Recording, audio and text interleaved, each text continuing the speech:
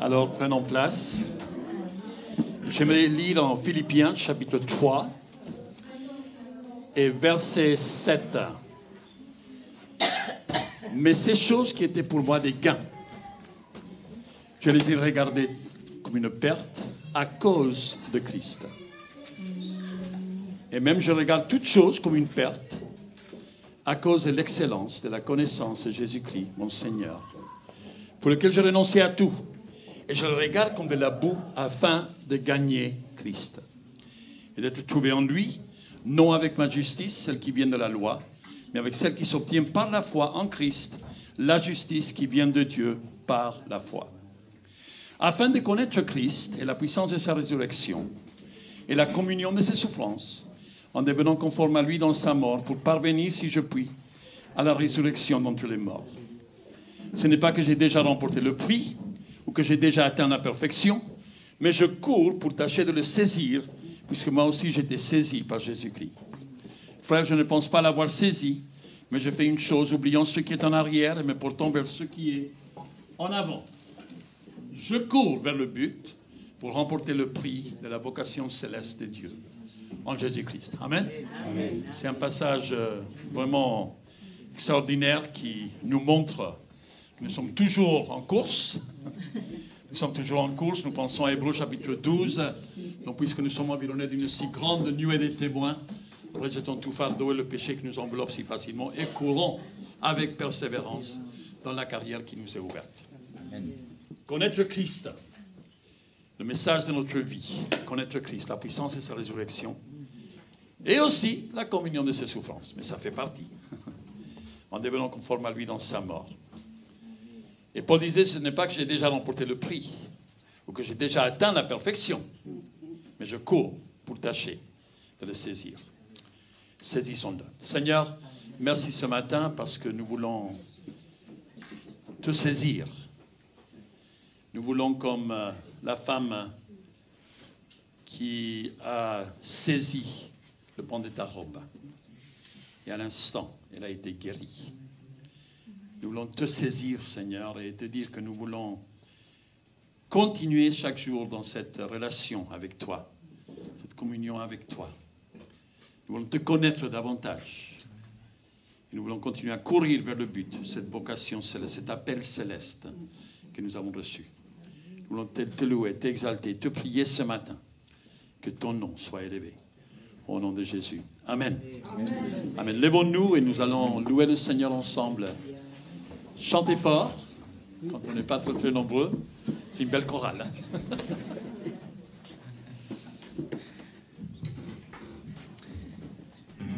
Merci Seigneur, qui nous donne la vie.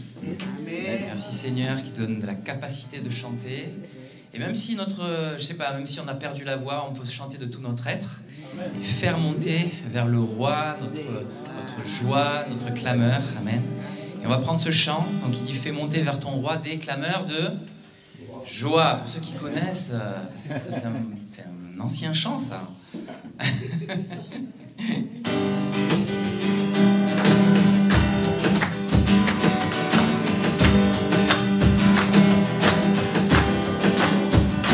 Fais monter vers ton roi des clameurs de joie, que ta voix s'élève et chante Alléluia, viens te prosterner devant sa majesté, entre joyeusement dans la présence de Dieu. Fais monter vers ton roi des clameurs de joie, que ta voix s'élève et chante Alléluia, viens te prosterner devant sa majesté, entre joyeusement dans la présence de Dieu. Tu m'as donné ta vie, tu as payé le prix, et tu m'as affranchi, toi Seigneur, celui qui me guérit. Toi seul me rassasie, car tu es le berger de ma vie. Je t'adore, mon Seigneur, mon roi. Fais monter vers ton roi des clameurs de joie, que ta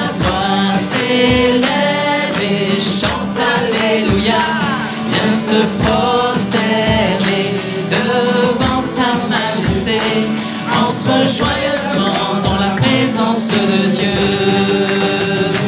Tu m'as donné la vie, tu as payé le prix, et tu m'as affranchi, toi Seigneur, celui qui me guérit.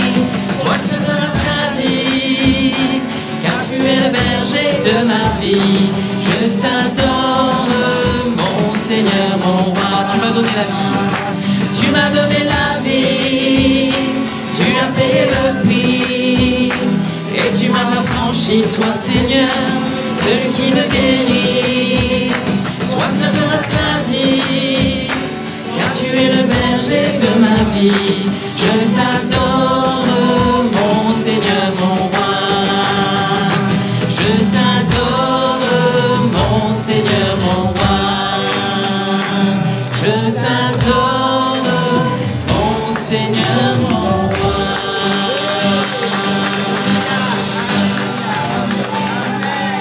Alléluia. Oui, Seigneur, nous t'adorons ce matin.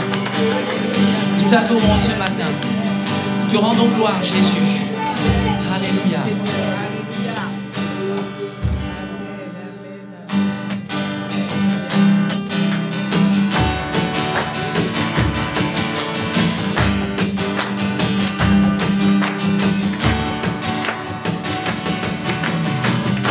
Tout ce que tu as créé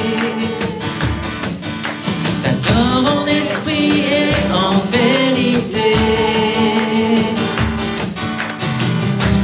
Gloire à ta fidélité, Jésus, Fils de Dieu.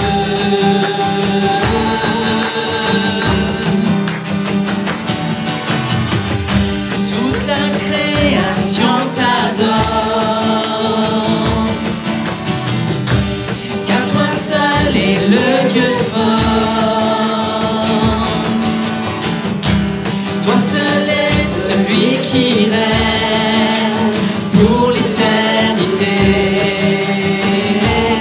Pour l'éternité, Dieu est grand et sa gloire couvre la terre et remplit les cieux. Que le monde entier proclame sa grandeur. Que résonnent nos louanges sur la terre et dans les cieux, car nous vivons pour la gloire de son nom. La gloire de son nom.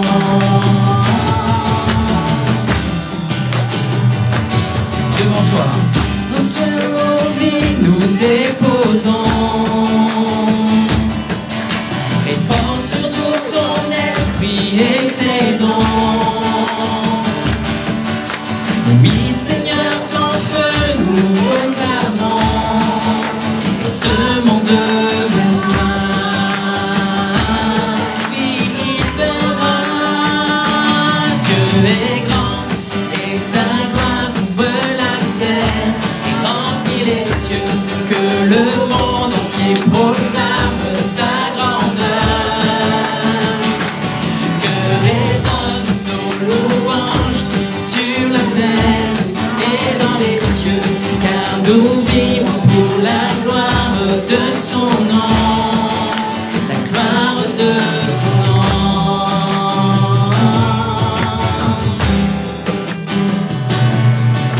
Saint est le Seigneur, que sa louange couvre la terre. Saint est le Seigneur, que sa louange couvre la terre. Et chantons, Saint est le Seigneur, que sa louange couvre la terre. Chantons, Saint est le Seigneur, que sa louange couvre la terre. Dieu est grand et sa gloire couvre la terre et remplit les cieux. Que le monde entier proclame résonne nos louanges sur la terre et dans les cieux, car nous vivons la gloire de son nom, la gloire de son nom,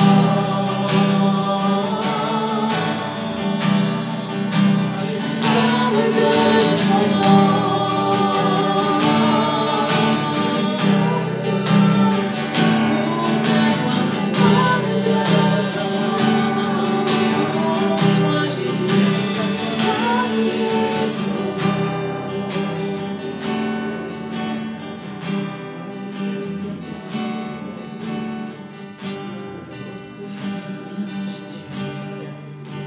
Seigneur, à toi seul la gloire ce matin, Seigneur. Nous sommes là réunis en ce lieu, c'est pour te rendre cette gloire qui t'est due, Seigneur. C'est vrai, tu nous as créés pour ta gloire, Seigneur. Et si nous sommes là ce matin, Seigneur, c'est vraiment pour proclamer, pour montrer, Seigneur, à tous, Seigneur, que nous vivons pour toi, Seigneur. Et que tout ce que nous pouvons faire, Seigneur, c'est uniquement, Seigneur, pour ta gloire, Seigneur. Ta parole dit qu'un jour ta gloire remplira l'univers, Seigneur, comme l'eau de mer remplit les océans, Seigneur. Et c'est vrai, Seigneur, ce jour vient où vraiment chacun reconnaîtra qui tu es, Seigneur. Oh, ce matin, Seigneur, oui, nous élevons le nom de Jésus, par qui nous sommes là ce matin, Seigneur. Oh, sois béni, Seigneur. Vois l'expression de notre joie, Seigneur, et reçois la reconnaissance de nos cœurs, Seigneur. Amen.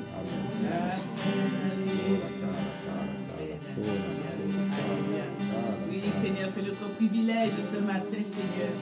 C'est notre privilège de te louer, Seigneur, de t'élever, de t'adorer pour qui tu es, Seigneur. Réponds ta grâce infinie en ce lieu ce matin, Seigneur. Que ta gloire descende, Seigneur, et nous visite, Seigneur, ce matin, Seigneur, mon Dieu Jésus. Reçois notre adoration parce que tu es digne, Seigneur. Tu es digne de notre amour, de notre reconnaissance, Seigneur. Merci pour tous tes bienfaits dans nos vies, Seigneur. Que ton nom soit élevé, Seigneur. Que ton nom soit exalté, Seigneur Jésus. Alléluia. Sois loué et béni pour qui tu es. Amen. Alléluia. Alléluia. Alléluia. Gloire à ton Saint-Nom.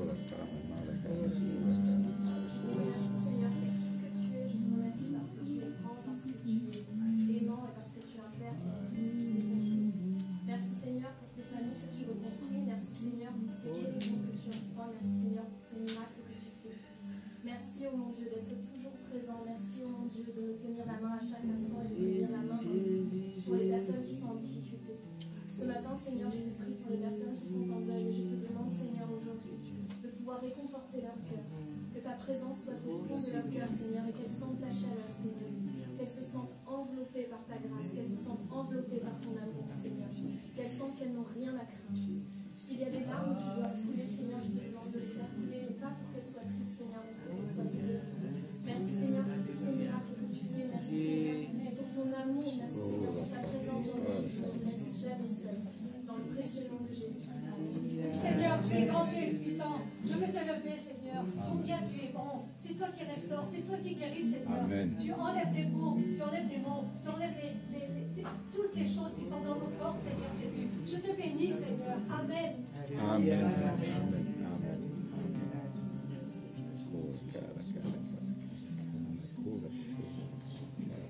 Viens régner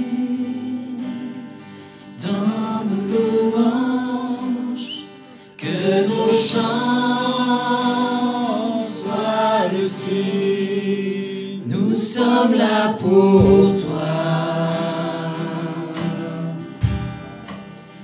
Nous sommes là pour toi.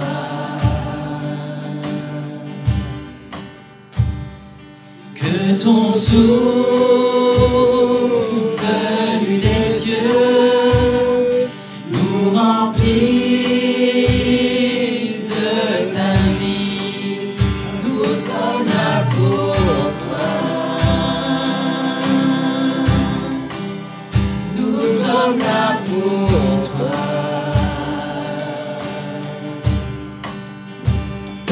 Pour toi, nos cœurs sont ouverts, rien ici n'est caché. Nous ne voulons que toi, car tu es le Dieu saint et toi seul est digne, oh Dieu, que ton feu descend.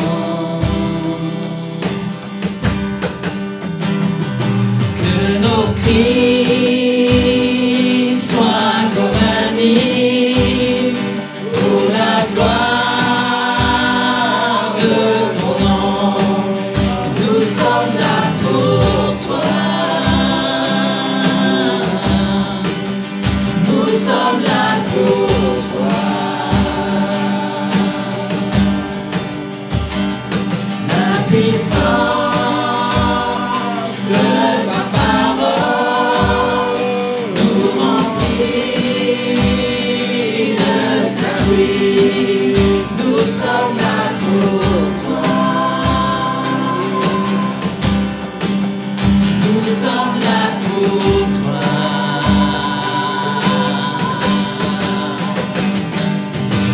Toi, nos cœurs sont ouverts, rien ici n'est caché. Nous ne voulons que toi, Seigneur. Tu es le Dieu saint, et toi seul est digne, oh Dieu, que ton feu descend. Pour toi nos cœurs sont ouverts, rien ici n'est caché. Nous ne voulons que toi, car tu es le Dieu saint, et toi seul est digne, oh Dieu, que ton feu descend. Nous t'accueillons, ô roi, nous t'accueillons, ô roi, ô puissant Dieu d'amour, bienvenue en ce lieu. Que les cœurs se prosternent, que les âmes se réveillent, ô puissant Dieu d'amour, bienvenue en ce lieu. Nous t'accueillons, ô roi, nous t'accueillons, ô roi, ô puissant Dieu d'amour, bienvenue en ce lieu. Que les cœurs se prosternent, que les âmes se réveillent, ô puissant Dieu d'amour, bienvenue en ce lieu. Sois le bienvenu, Seigneur. Prends toute ta place, Jésus. Nos cœurs sont devant toi, Seigneur.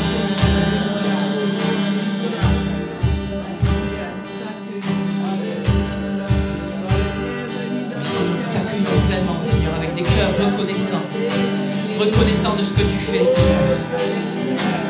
Tu fais, Seigneur, des choses extraordinaires, même quand parfois nous sommes dans le brouillard, Seigneur. Même quand nos yeux ne voient pas, Seigneur, nous voulons marcher par la foi. Nous voulons, Seigneur, dire combien tu es merveilleux, combien ton nom est merveilleux. Nous voulons proclamer, Seigneur, ta grandeur, Seigneur, ta bonté, ta bienveillance, Seigneur. Proclamer, Seigneur, au-delà, Seigneur, de tout ce que nos yeux voient, de tout ce que nos raisonnements, Seigneur, peuvent essayer de comprendre. Parce que tu es celui qui est, qui était et qui vient. Tu es celui qui existe de toute l'éternité, Jésus. Alléluia. Bienvenue dans nos cœurs adorés, Seigneur. Bienvenue dans ce lieu ce matin. Touchez les cœurs, Jésus. Alléluia. Alléluia.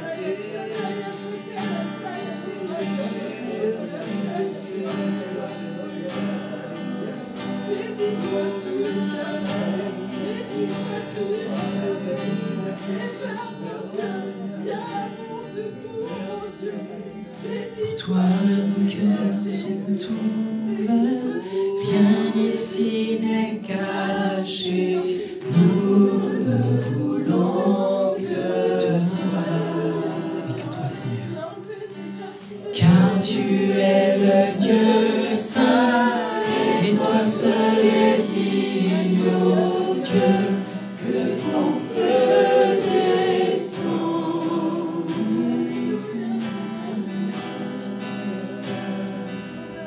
Le feu de ton esprit, Seigneur, que le feu de ton esprit descende dans ce lieu.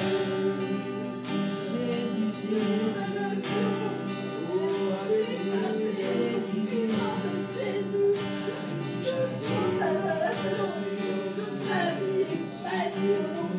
Oui, Seigneur, proclamons le nom de Jésus. Proclamons ton nom, Seigneur. Le nom qui est au-dessus de tout nom. Ce nom, Seigneur, au son duquel tout genou fléchit. Dans les cieux, sur la terre, sous la terre, Seigneur. Tu es le nom qui est au-dessus de tout nom.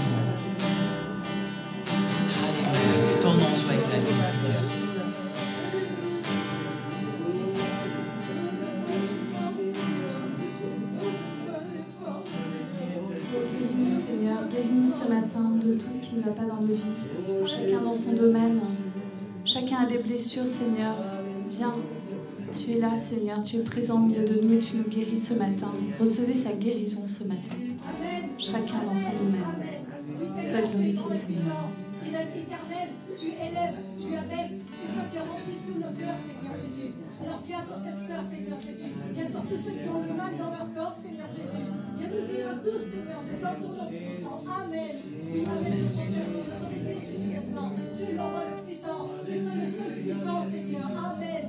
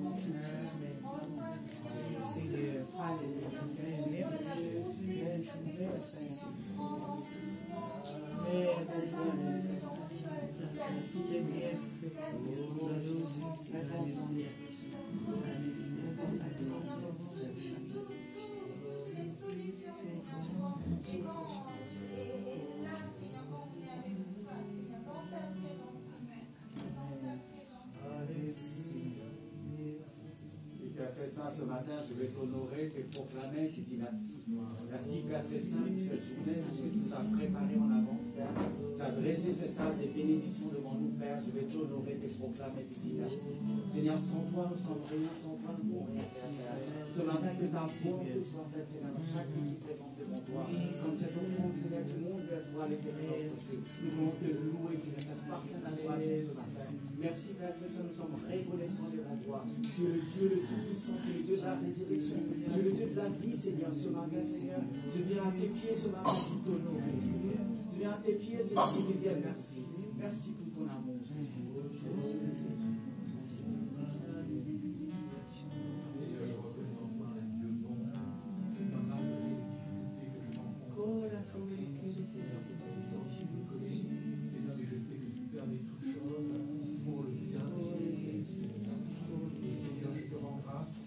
C'est vrai que c'est vrai qu'il y a des problèmes partout dans le monde, Seigneur, mais tu les as permis, Seigneur.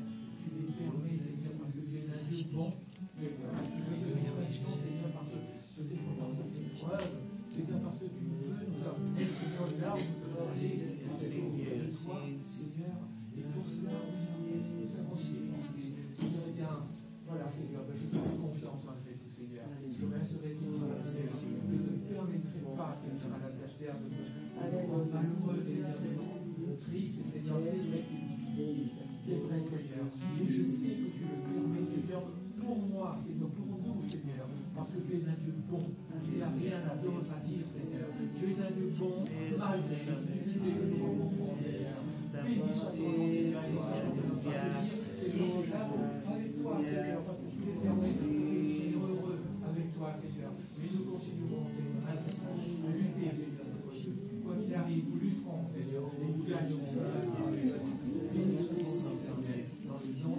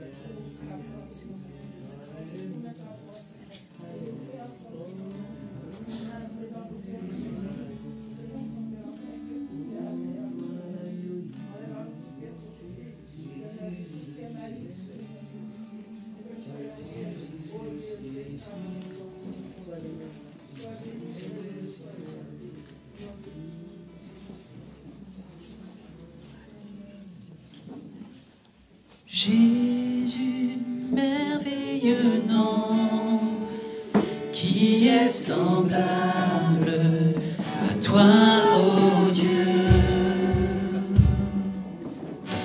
Jésus, ton précieux nom, digne d'hommage. Jésus,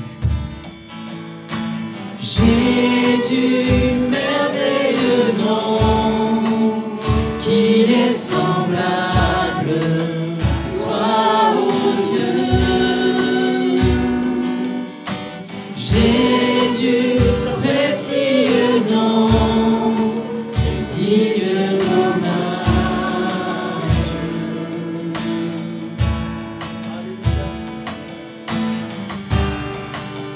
Couronné,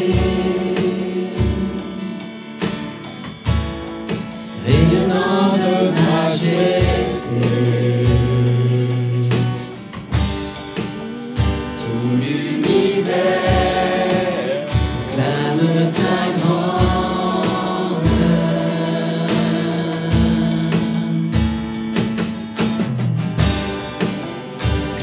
Glorifié par les anges prosternés, tu es assis à la droite du Père. Jésus, merveilleux nom, qui est semblable à toi, ô Dieu. Jésus, précieux nom, digne d'hommage.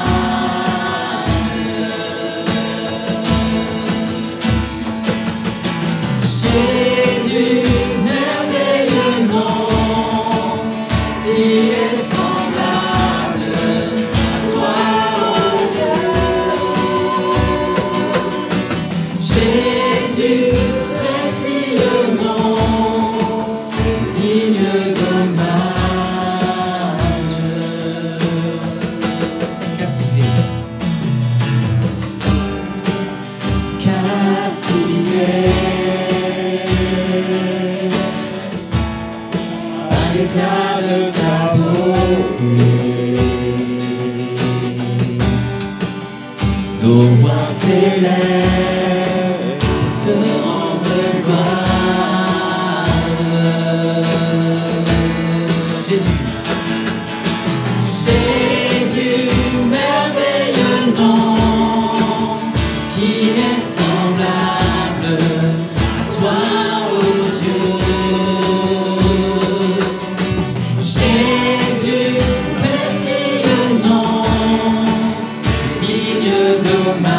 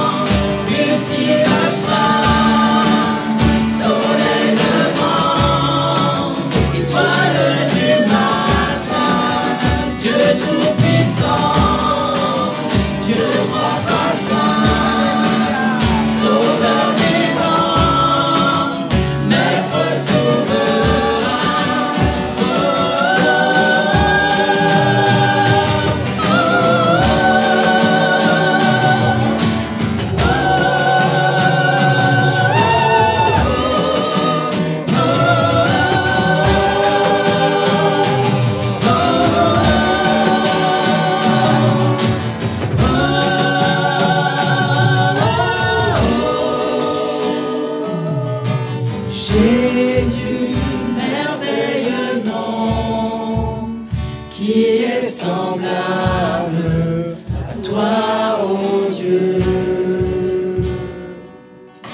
Jésus, précieux nom, digne d'hommage.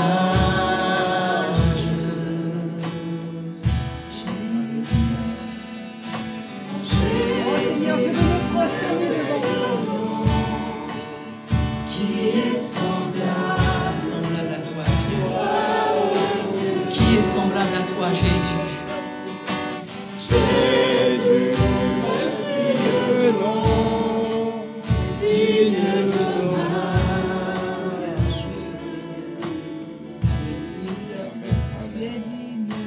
Oh Seigneur, je veux me prosterner devant toi ce matin. Parce que tu es l'Éternel, le Tout-Puissant. Et tu connais nos cœurs, Seigneur.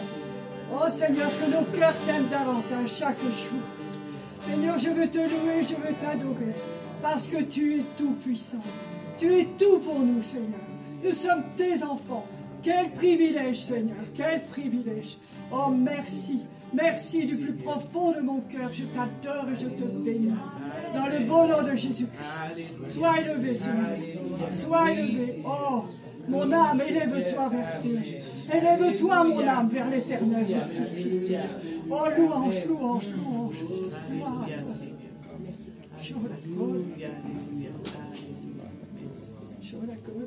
Nul autre nom que le nom de Jésus. Nul autre nom que le nom du Seigneur. Nul autre nom que le nom de Jésus.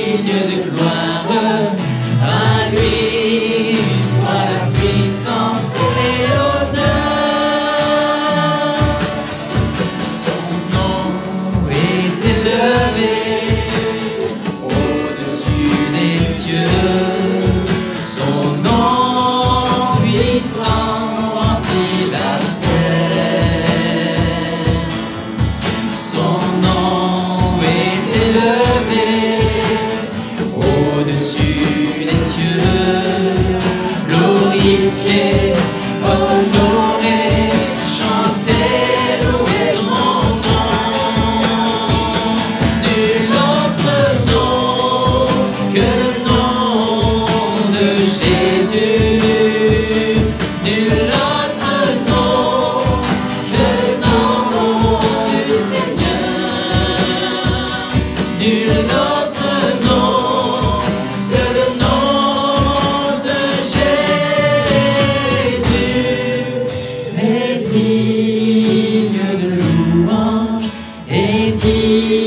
digne de gloire, est digne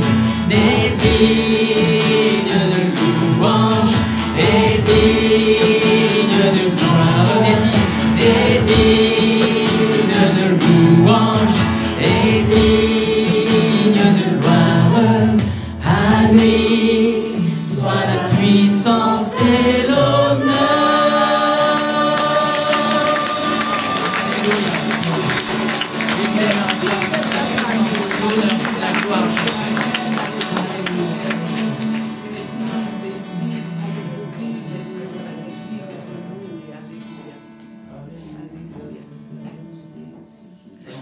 Amen. Alléluia. Nul autre nom que le nom de Jésus. Alléluia. Nul autre nom que le nom de Jésus. Donc, ce matin, nous sommes dans la joie de pouvoir présenter Jésus. Présenter Jésus. C'est la toute première fois que la Marie d'Élodie et ses parents sont présents avec nous. Nous avons prié pour Élodie, donc dimanche dernier encore. Donc, il est venu de l'île de la Réunion, de l'île Maurice. Donc, une semaine avant de partir au Canada et joindre son mari. Donc, elle a eu des douleurs au niveau de son ventre et ils ont décelé donc un cancer et une tumeur sur le foie. Et alors, merci Seigneur, quelqu'un est venu leur parler de Jésus à l'hôpital. Et le jour est venu quand ils se sont donnés à Christ. Amen. Ils ont donné leur cœur à Christ. Toute la famille, la mamie de 82 ans, et donc les 3 tantes, et les parents, et le mari d'Élodie. Et donc c'est Jésus. Nous présentons Jésus. Amen. Avant de prendre la Sainte Seine, nous allons prier pour eux. Nous allons prier pour Élodie. Donc elle a commencé donc, des traitements de chimio le mardi, c'est ça? D'accord. Venez tous les 3, on va prier pour vous. Nous sommes vraiment dans la joie de pouvoir vous accueillir. Et donc vous êtes venus parce que vous vouliez être donc auprès de votre fille, auprès de votre femme. Et alors vous laissez venir donc depuis l'île Maurice. Et vous vous êtes dit, voilà, on s'attend donc à la source. La source est Dieu. Et Dieu est venu vous rencontrer. Hein? Dieu est venu vous rencontrer. Alors, nous allons prier. Nous allons prier pour vous. Que le Seigneur continue donc à façonner vos cœurs et à vous parler, hein, au travers de la Bible, au travers des chants, des louanges que vous écoutez aussi. Sheila, tu veux venir aussi? Bien. Bien. Il y a la maman de Sheila aussi. La maman de Sheila, donc, le médecin, donc c'est sa tante, le médecin a dit qu'elle est guérie du cancer. Alléluia. C'est ce qu'il nous a dit mardi dernier. Amen. Amen. Oui, bien sûr, bien sûr. Amen. Donc on va prier pour eux. On va remercier le Seigneur. Tu veux nous dire comment le Seigneur... voilà. Bonjour l'Église. Bonjour. Donc, oui. C'est vrai qu'il y avait une famille qui m'a demandé de me dire que la fille Élodie était malade, qu'elle devait se faire opérer à l'île Maurice et que le médecin a dit qu'il n'y a pas de chance. Le médecin avait dit qu'il n'y a pas de chance. Elle ne pourrait pas vivre. Il n'y a pas de moyens. Même après l'opération, il n'y avait pas de moyens. Donc, c'est vrai que c'est Dieu pour les parents d'entendre ça. Et il y avait la tante ici qui m'en a parlé. Et j'ai tout de suite parlé de Jésus. J'ai dit que Jésus a guéri ma maman. Pareil, le médecin avait dit qu'il n'y avait pas de solution. Elle n'allait pas vivre, elle ne pourrait pas vivre. Donc, Jésus a guéri ma maman. Et c'est vrai, j'ai passé la parole, j'ai fait confiance en Jésus. J'ai dit, Jésus va guérir Élodie. Si vous croyez, Jésus va guérir Élodie. Et le jour qu'on est parti voir à l'hôpital, Élodie, et là, il y avait Sheila avec moi. Et on les a parlé de Jésus, vraiment. On les a dit, c'est la première fois qu'on s'est vus, je les ai dit que si vous croyez en Jésus, le médecin a dit qu'ils ont parlé de soins palliatifs tout de suite. On ne peut rien faire. Et nous, on a dit... Le médecin a parlé, mais Jésus n'a pas parlé encore. Elle n'a pas dit son dernier mot. Donc, c'est vrai que la famille, les parents, ils ont tout de suite accepté Jésus de leur cœur. Ils ont compris que c'est Jésus qui va sauver leur enfant. Il n'y a que Jésus qui peut sauver leur enfant. Et c'est vrai, depuis, Jésus il a fait beaucoup de miracles dans la vie d'Élodie. Et continue à faire des miracles pour sa guérison. Même les médecins, ils ont changé d'avis depuis. Amen. La grâce de Dieu. Gloire à Jésus. On a prié que les médecins soient dans la confusion. Amen. Qu'ils soient obligés de rattraper leur mot en disant, mais oui, on avait dit telle chose. Mais C'est le nom de Jésus. Nous demandons au Père, au nom de Jésus. La grâce du Seigneur. Steven, tu veux venir? Donc, c'était les personnes de l'île Maurice aussi. Tu veux prier pour eux. Tu vois combien le Seigneur agit dans ta vie et dans la vie de ta femme. Prie pour eux, que le Seigneur vraiment les rassure ce matin et que le Seigneur continue à toucher Élodie. Là où elle se trouve. Alléluia. Seigneur notre Dieu, ce matin, Seigneur, l'Église s'élève pour prier, Seigneur, pour t'adorer, pour te louer ce matin. Merci, Seigneur, parce que, Seigneur, tu es un Dieu de miracles, Seigneur. Tu es un Dieu de grâce, Seigneur. Tes enfants sont venus devant toi. Ils ont ouvert leur cœur à toi, Seigneur. Seigneur, tu es le Dieu de la réponse, Seigneur. Nous venons devant toi, devant ton trône de grâce ce matin. Nous voulons, Seigneur, te remercier déjà pour toutes les merveilles que tu fais. Parce que, Seigneur, c'est toi qui fais des exploits, Seigneur. C'est toi qui fais, Seigneur, les changements, Seigneur. Ô Père très saint, nous voulons t'honorer ce matin. Nous voulons te remercier, Seigneur, pour toute la famille Élodie ce matin. Merci, Seigneur, nous voulons, Seigneur, te dire merci. Merci pour leur vie. Merci pour la promesse, Seigneur, mon Dieu, parce que, Seigneur, tu es un Dieu de vivant. Seigneur, tu es le Dieu de la résurrection. Seigneur, tu es le Dieu de la vie. Merci, Père très saint, Seigneur, merci pour tout ce que tu fais. Nous voulons, Seigneur, te dire merci pour ce matin. Gloire à ton nom, Seigneur. Amen. Amen, Mardaï. Oui, bien. Oh, tout a commencé par Mardaï. Donc, Mardaï est la tante de Susila. Voilà. Donc, Mardaï avait un frère qui s'appelle Dave, qui est parti auprès du Seigneur il y a quelques années. C'est là où j'ai rencontré Susila et Sheila aussi, et toute la famille. Et donc, Mardaï a connu Christ, et après, elle a parlé à sa famille. Donc, et le Seigneur est intervenu, miraculeusement.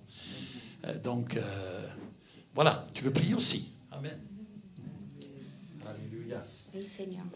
Je te dis merci, Papa, parce que vraiment, tu es le Dieu de miracles, tu es le Dieu de commencement de la fin, Seigneur. Merci encore, Seigneur, pour la guérison de chacun de nous qui sommes là, Seigneur. Tu m'as guéri, tu as guéri ma soeur, tu as guéri mes soeurs et frères qui sont dans l'église ici, Seigneur, par ton sang précieux, Papa. Mais chaque petit vaisseau, Seigneur, chaque petite veine, Seigneur, qui a dans le corps d'Élodie, Seigneur, tu le remplis par ton sang. Tu effaces, Seigneur, toute cette maladie, Seigneur.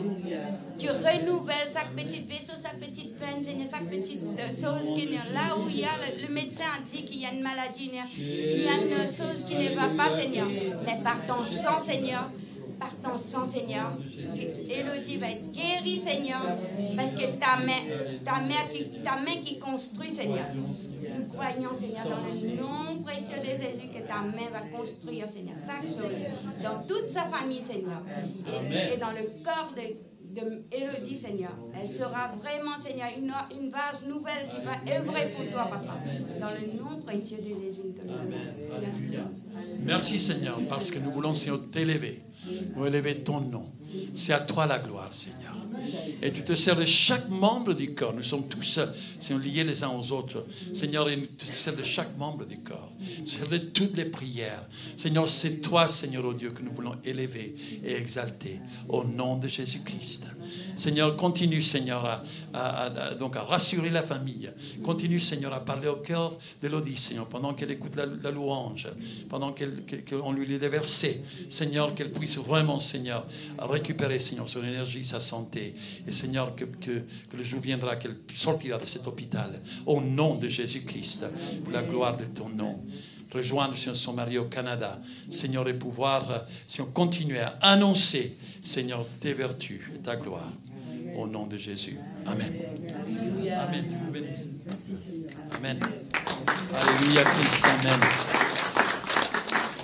Alléluia. Alléluia. Merci, Seigneur. Jésus est la source. Jésus est la source. Méprisé, abandonné des hommes de douleur et habitué à la souffrance. Semblable à celui dont on détourne le visage. Nous l'avons dédaigné, nous n'avons fait de lui aucun cas. Cependant, ce sont nos souffrances qu'il a portées. C'est de nos douleurs qu'il s'est chargé. Nous l'avons considéré comme puni, frappé des dieux et humilié. Comme s'il le méritait. Frappé des dieux, humilié. Mais il était blessé pour nos péchés. Brisé pour nos iniquités. Le châtiment qui nous donne la paix est tombé sur lui. Et c'est par ces meurtrissures que nous sommes guéris. Nous tous errants comme des brebis, chacun suivait sa propre voie, et l'Éternel a fait retomber sur lui l'iniquité de nous tous. Il a été maltraité et opprimé. Il n'a point ouvert la bouche. Semblable à un agneau qu'on mène à la boucherie, à une brebis muette devant ceux qui l'attendent. Il n'a point ouvert la bouche. Il a plu à l'Éternel, au Père, de le briser par la souffrance. Après avoir livré sa vie en sacrifice pour le péché, il verra une postérité et prolongera ses jours, et l'œuvre de l'Éternel prospérera entre ses mains. L'Église de Jésus-Christ est l'œuvre de l'Éternel qui prospère entre ses mains. L'Église, nous en faisons partie de l'Église de Jésus-Christ. L'Église, le corps de Christ. Et c'est pour cela qu'aussi ensemble, nous participons à la Sainte Seine. Parce que c'est un geste que nous faisons en nous rappelant de ce que Jésus-Christ a fait pour nous. Amen. Je vais demander à David et à Steven de venir et nous allons donc donner donc, les éléments de la Sainte Seine pendant un chant. Fixons nos regards sur Jésus et véritablement trouvons en lui cette paix, trouvons en lui cette joie du pardon et le fait de lui appartenir au nom de Jésus. Amen. Amen.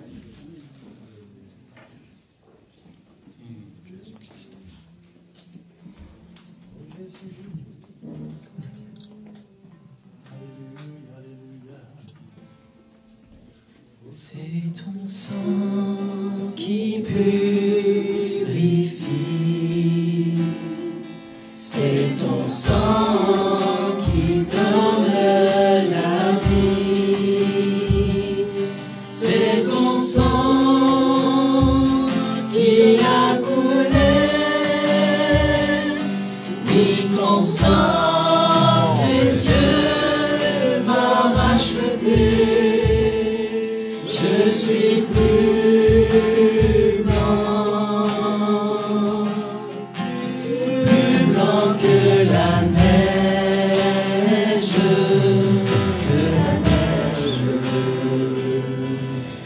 Oh Jésus, toi l'agneau immolé.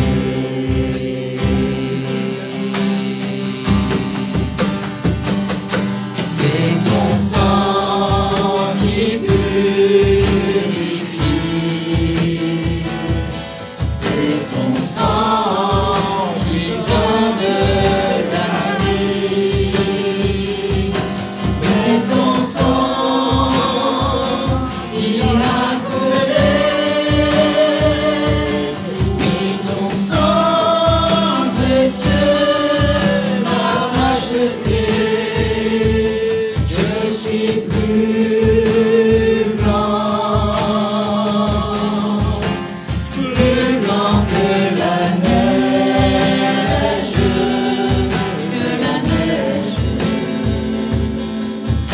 Oh Jésus, toi l'agneau immolé.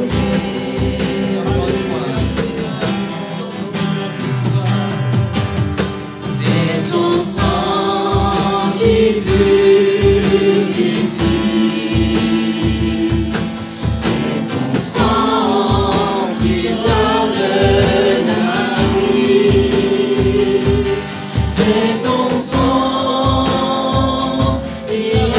c'est ton sang qui a coulé, oui, ton sang précieux m'a racheté.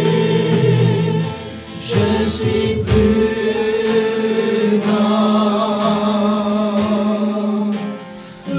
blanc que la neige,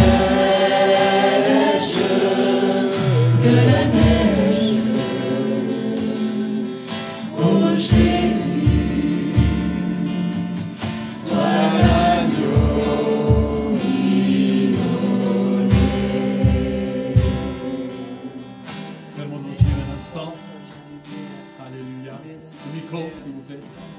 Fermons les yeux un instant et tout simplement, regardons Jésus sur la croix et ressuscité. Alléluia.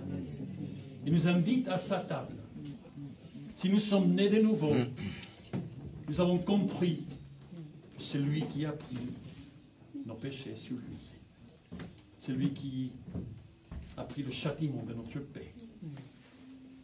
si nous sommes conscients que nous faisons partie de la famille de Dieu, alors nous nous approchons de sa table. Chacun est à un niveau de croissance différent, spirituel différent, mais chacun est en marche. Et alors, nous nous présentons devant lui. Et Seigneur, après avoir rendu grâce, tu étais avec tes disciples et tu as rendu grâce. Et tu as dit, prenez ceci en mémoire de moi toutes les fois que vous le faites.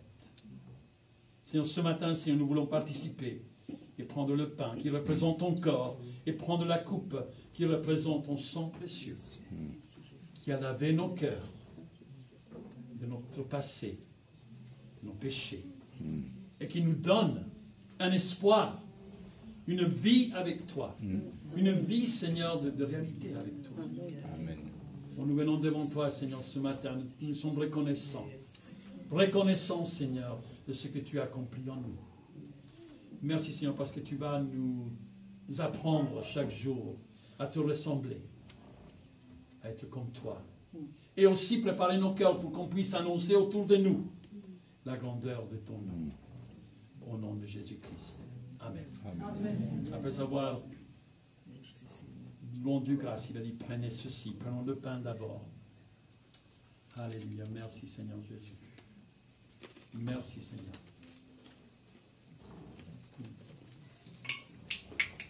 Alléluia. Amen. Merci, Seigneur Jésus. Prenons la coupe. Amen, Seigneur.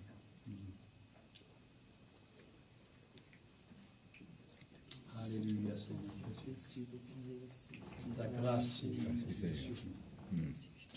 que ta grâce, Seigneur, qui est sur nous chaque jour, nous accompagne à chaque instant. Et qu'on puisse toujours, Seigneur, te donner la gloire, l'honneur, par notre témoignage de vie. Alléluia, Seigneur. Merci de nous avoir transformés, de nous avoir changés, de faire de nous une nouvelle créature. Au nom de Jésus-Christ. Amen. Amen. Amen. Prenons place.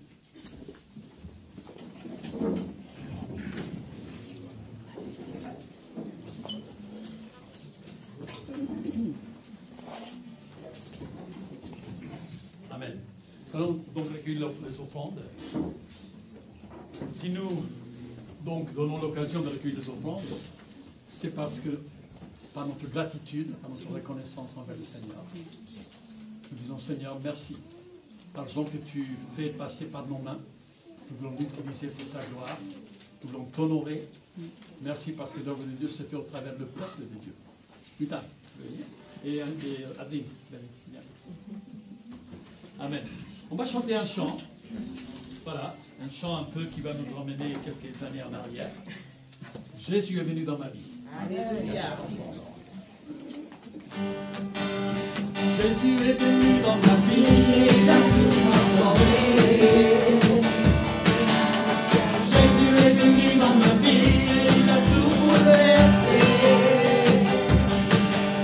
Avant j'étais dans la tristesse, maintenant je suis dans la détresse. Car Jésus est venu dans ma vie et il a tout transformé.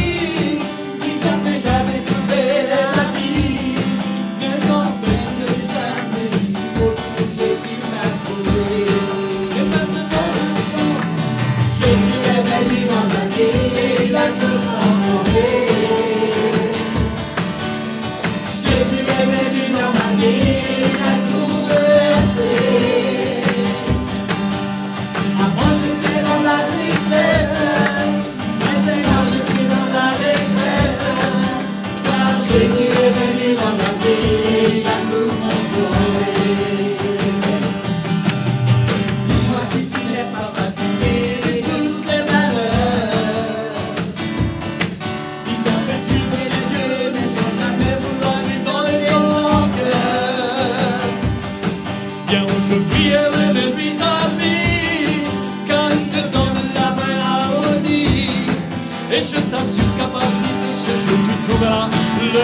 bonheur. Tu chanteras aussi. Jésus est venu dans ma vie et il a tout transformé. Jésus est venu dans ma vie et il a tout bouleversé. Avant j'étais dans la tristesse, maintenant je suis dans l'allégresse, car Jésus est venu dans ma vie. Jésus est venu dans ma vie. Jésus est venu dans ma vie et il a tout transformé. Amen. Amen. Alléluia. Il est fidèle. Il est fidèle. Amen. Dieu vous bénisse. Prenons place. Amen. Alléluia. Seigneur, nous te remercions, Seigneur, pour ce que nous avons, Seigneur, pour t'offrir. Et que chaque jour, Seigneur, nous t'appartenons tout entier. Car, Seigneur, tu veux, Seigneur, qu'on accomplisse tes œuvres. C'est chacun de nous, Seigneur, aussi d'entendre ta voix. Au nom de Jésus. Amen. Amen. On a beaucoup de visiteurs, donc on est vraiment heureux de vous accueillir. Il y a la maman d'Alix qui est avec nous aussi. Bienvenue. Bienvenue. Amen. Amen. Merci, Seigneur. Donc le Seigneur sait exactement comment nous parler à chacun. Et donc ce matin, il va nous parler. On a vraiment la joie et le privilège d'avoir Guy et Colette avec nous. Alors Guy, tu veux venir? Amen. Alléluia.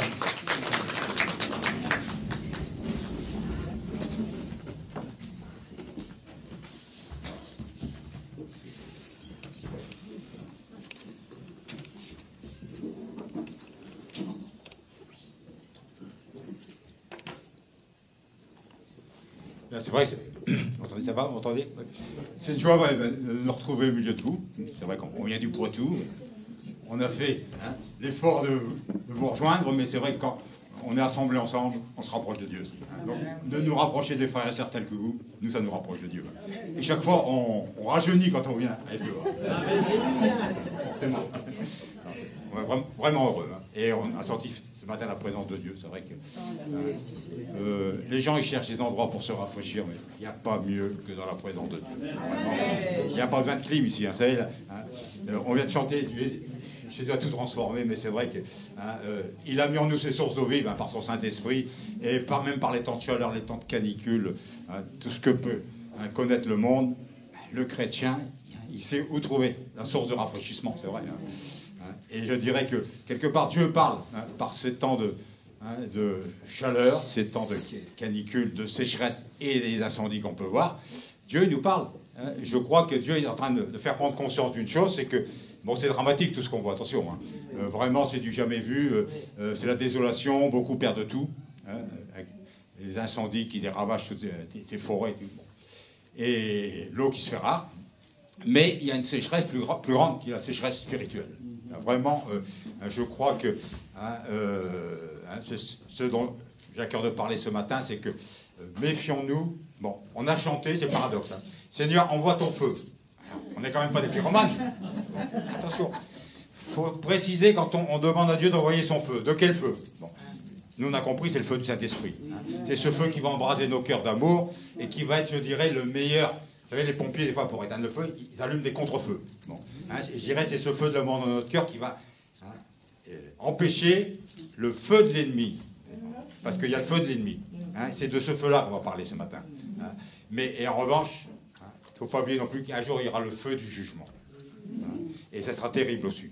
Et quand des gens sont affolés de voir ces flammes et tout, c'est impressionnant. Ça fait peur. Et combien ont peur pensent aux flammes de l'enfer. C'est de façon imagée, mais... Enfin. Donc, j'ai à cœur ce matin, vous voyez, on est en plein dans l'actualité. C'est tous les jours, on nous parle des incendies. Tous les jours. Mais moi, ce que je veux partager avec vous, c'est cette nécessité d'établir des pare-feux pour éviter que le malin ne vienne vraiment faire des dégâts. Parce que j'ai représenté un peu le pompier qui éteint le feu, mais Satan, c'est un pyromane, en fait. Lui, il va chercher à faire beaucoup de dégâts. Son carburant, bon, il va utiliser les convoitises, il va utiliser la peur, mais il va surtout utiliser le mensonge. Donc, le titre du message, c'est toute la vérité, rien que la vérité, hein, mais et en sous-titre, témoin authentique, hein, et vrai témoin, témoin vrai et authentique, ou faux témoin. Voilà, okay. Parce qu'en fait, on est appelé à proclamer la parole de Dieu, c'est vrai. On est appelé à la vivre, hein, mais on n'est pas appelé à prendre la parole de Dieu pour prétexter nos égarements, prétexter nos erreurs. Et on est surtout appelé à avoir cette parole comme protection contre les agissements du malin. Hein, vous vous rappelez cette parole du psalmiste, je garde ta parole dans mon cœur pour ne pas pécher contre toi. Donc, et Jacques nous met en garde, hein, vous connaissez bien ce passage-là, avec la langue qui est comme hein, l'étincelle qui peut embraser des forêts. Et il nous dit, gardez-vous que par votre bouche, ce soit des paroles de bénédiction. Autrement dit, faites de votre bouche, je dirais, une lance à incendie qui va éteindre les feux de l'ennemi. Mais ne faites pas de votre bouche un lance-flamme qui, par des mensonges, hein, la médisance et toutes sortes de propos malvenus, va en fait embraser. Donc c'est important. Oui. C'est pour ça, donc, hein, ayons ce souci que la vérité soit vraiment pour nous hein, ce pare-feu contre les destructions du malin. Okay. Voilà. Je marque un temps d'arrêt parce que finalement, bon, on sait qu'on est là. Hein, mais avant de continuer, hein, je voudrais quand même prier que Seigneur vraiment hein, interpelle nos cœurs. Seigneur, Seigneur, ce sujet que hein, j'ai à cœur de partager avec tous les frères et sœurs qui sont là. Seigneur, eh bien, dispose les cœurs, Seigneur, qu'on puisse être à l'écoute encore de ce que tu veux nous dire à chacun, Seigneur, au travers de ta parole qui a été écrite vraiment pour nous convaincre aussi, Seigneur, pour corriger aussi, pour nous instruire. Mais Seigneur, que cette parole ne revienne pas à toi sans effet, Seigneur. On te le demande vraiment au nom de Jésus, hein, que chacun encore reçoive de toi ce matin, Seigneur. Amen. Donc Jésus, avant de quitter ses disciples, leur a donné une mission. Pour recevoir le Saint-Esprit, vous serez mes témoins à Jérusalem, dans la Judée, la Samarie et jusqu'aux extrémités de la terre. Et c'est ce que les disciples ont fait. Ils ont rapporté ce qu'ils ont vu de Jésus, les propos entendus. Et ils étaient crédibles, puisqu'en fait, ils parlaient de ce qu'ils avaient vu et entendu. L'apôtre Jean dira d'ailleurs, dans 1 Jean 1, sa première lettre de Jean, verset 1 à 3, il dira « Ce qui était dès le commencement, ce que nous avons entendu, ce que nous avons vu de nos yeux, ce que nous avons contemplé et que nos mains ont touché concernant la parole de vie, ce que nous avons vu et entendu, nous vous l'annonçons à vous aussi. » Donc, les disciples, on peut dire, étaient des chrétiens oculaires, ils avaient vu, auditifs, ils avaient entendu, donc crédibles. Et ils ont payé cher de leur vie. On utilise souvent cette expression « mourir en martyr ». Le mot « martyros » en grec veut dire témoin. Donc, ils ont payé de leur vie, leur témoignage, pour authentique. Ils étaient sûrs que c'était la vérité et rien n'aurait pu leur faire changer. Donc, nous, on est appelés, nous aussi, hein, à être de ces témoins. Et un témoin, c'est quoi? C'est le repère de la vérité, le témoin. D'accord. C'est la raison pour laquelle, souvent, quand on veut éclairer des faits qui se sont passés, on va appeler dans les tribunaux le témoin. On va lui faire jurer de dire la vérité, toute la vérité, rien que la vérité. Et souvent même sur la Bible. Je ne sais pas si ça se fait encore maintenant sur la Bible, je ne sais pas. Mais avant, c'était sur la Bible.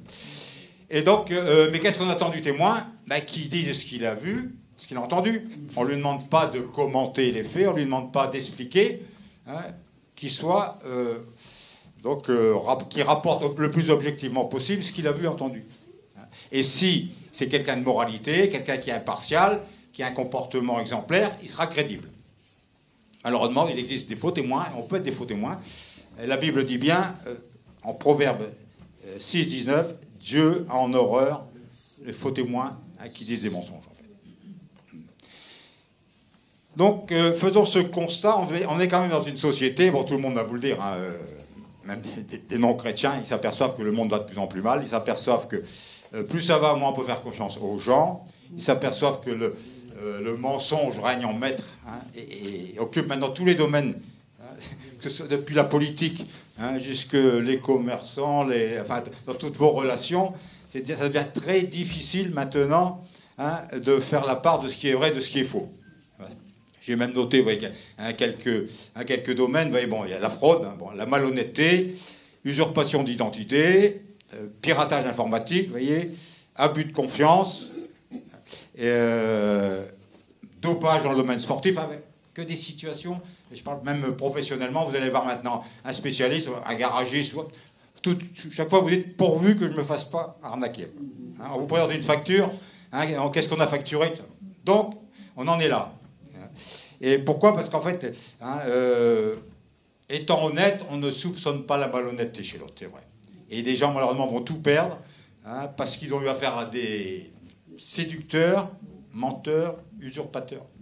Ok, hélas. Alors, est-ce qu'il faut s'en étonner? Ben, je dirais, à vrai dire, non. Non, pour essentiellement 2 raisons.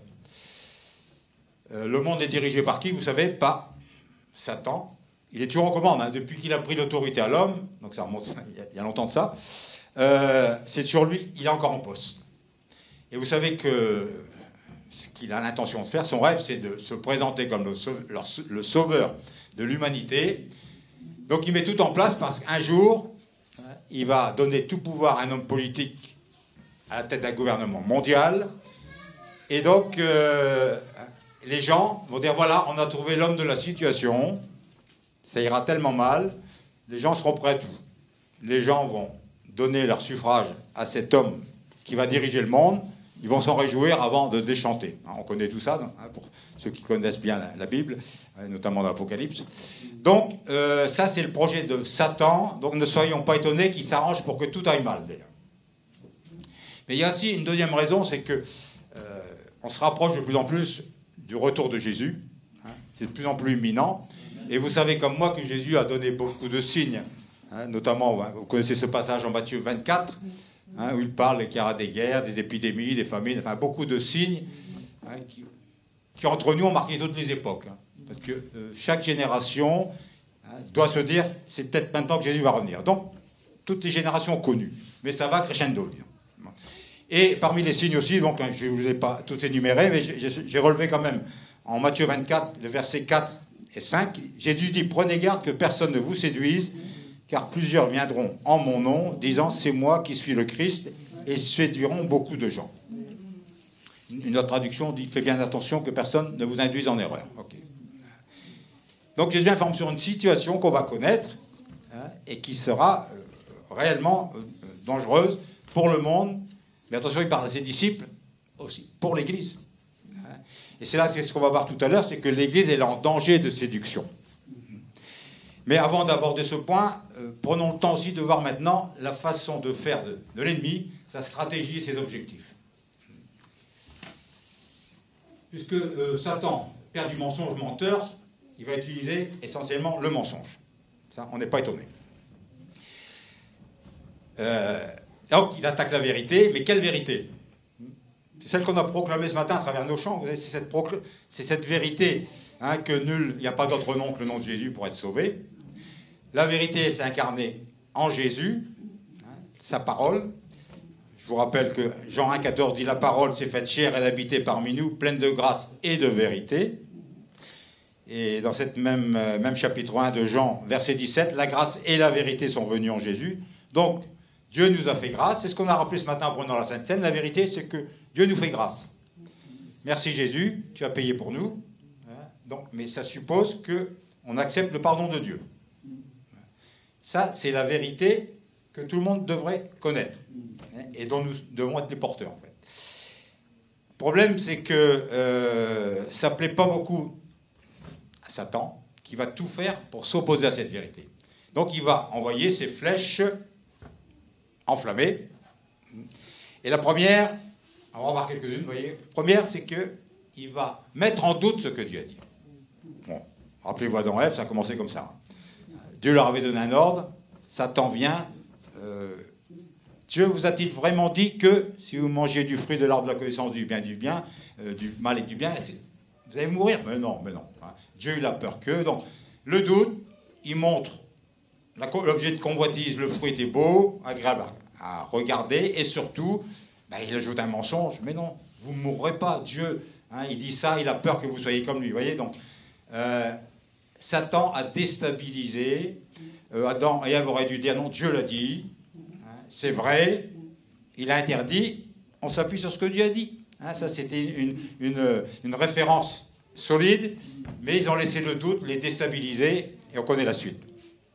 Et ça, c'est déjà une chose qui peut nous arriver. On lit la parole de Dieu, on lit les exigences de la parole de Dieu, et la petite voix du malin, mais non, ça ne te concerne pas.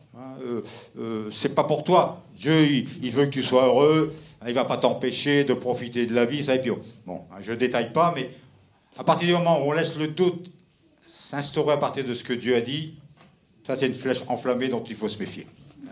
Vous savez, si Dieu interdit, il a interdit. Donc, avec Dieu, c'est oui, c'est non, comme on dit, et tout ce qu'on ajoute, ça vient du malin. Okay. Donc, deuxième flèche empoisonnée, enflammée, mais empoisonnée, c'est de citer la parole, mais hors contexte. On sait très bien que si on prend la parole de Dieu, quand on sort du contexte, on va le faire dire ce que Dieu n'a pas dit, on va changer les exigences, les implications de la parole. Bon. Et Satan connaît la parole, hein, mais il est aussi maître dans l'art de la faire utiliser cette parole hors contexte. Rappelez-vous comment il s'y est pris avec Jésus. Là, on a parlé tout à l'heure avec Jésus. Comment il a fait? Eh bien, en Matthieu 4, quand il emmène Jésus en haut du temple, et il cite, donc, il lui dit, jette-toi dans le vide, et il cite le psaume 91, versets 11 et 12. Il donnera ordre à ses anges, oui, ils te porteront sur leurs mains, de peur que ton pied ne heurte une pierre. Ce psaume s'adresse à quelqu'un qui se réfugie en Dieu, dans une situation difficile, critique. Bon. Il ne s'adresse pas à quelqu'un qui va provoquer Dieu en se mettant dans une situation critique.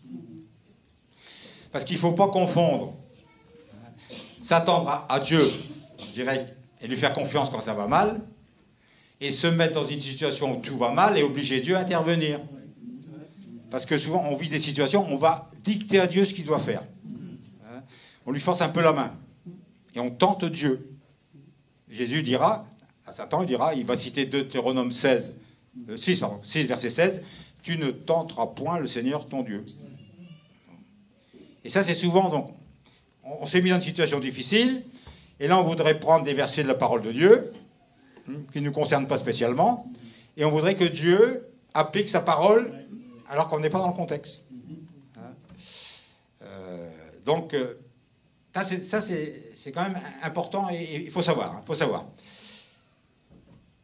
Et si on ne se méfie pas, bon, je prends un exemple. Bon, imaginez, bon, alors, deux amoureuses, ils s'aiment follement, ils ont rendez-vous dans la chambre de l'un ou de l'autre.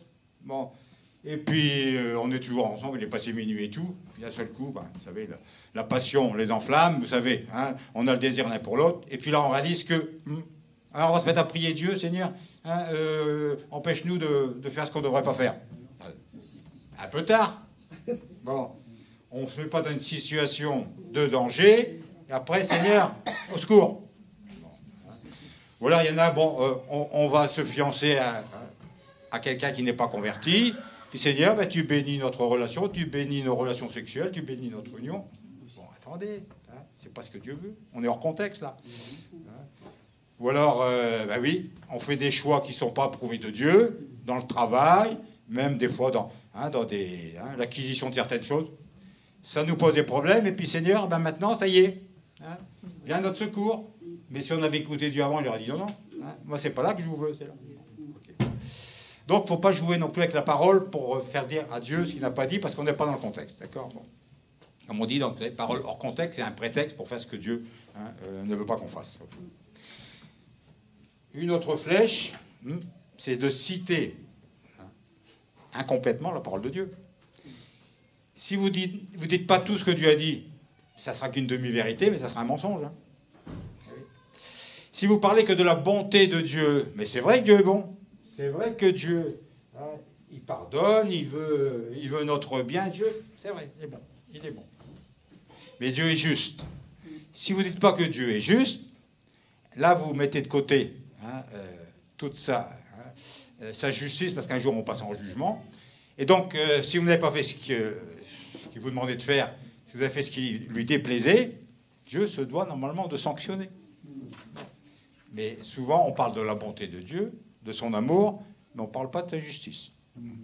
Un autre exemple, on va dire que Dieu pardonne, seulement parce qu'il est bon, il pardonne tous les péchés. C'est vrai que Dieu pardonne tous les péchés. Mais c'est aussi vrai, vous savez, quels sont les péchés que Dieu ne pardonne pas?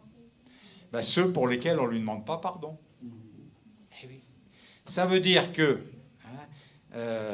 si vous n'êtes pas conscient que vous faites quelque chose que Dieu interdit, vous ne lui demanderez pas pardon et votre péché ne sera pas pardonné. Il faut parler de donc de pardon de Dieu, mais de la repentance et de la conscience qu'on est pécheur devant lui. Okay, d'accord. Bien. Sinon, c'est se moquer de Dieu. Il y en a qui disent, ah oui, c'est pas grave. Je pêche, mais après je vais demander pardon à Dieu. Il va me pardonner. Attention. Ça, c'est se moquer de Dieu. On n'outrage pas l'esprit de la grâce. Parce que c'est vrai que Paul a dit, là où les péchés abondent, la grâce surabonde. Mais Paul s'empresse de dire, est-ce que je vais faire de ce fait-là un prétexte pour pécher? Paul dira non, surtout pas. Jamais on peut prendre la parole de Dieu pour commettre le péché.